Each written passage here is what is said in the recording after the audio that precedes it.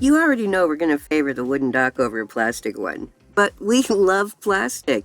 After all, we're a plastic manufacturer.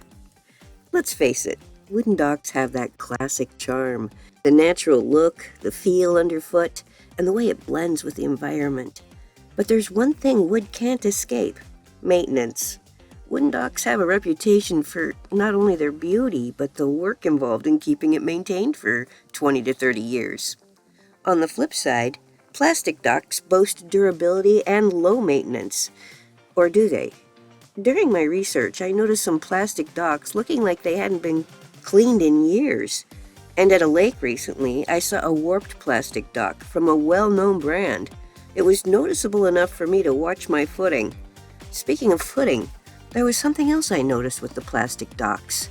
Due to all the small units connected together, they literally roll with the punches. Normally that's a good thing, but in this case, I would feel a little uneasy, if not queasy, walking along one.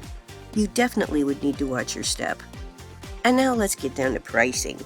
Good luck finding transparent costs for plastic docks. Most companies want you to call their sales team, but here's what I found.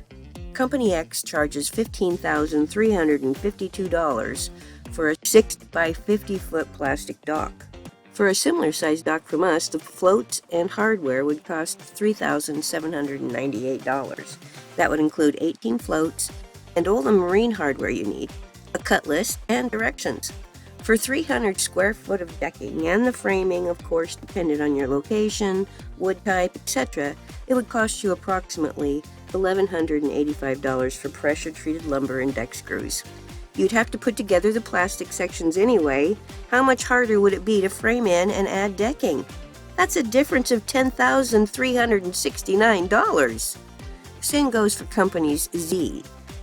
It's 15 by 15 foot dock at $10,530.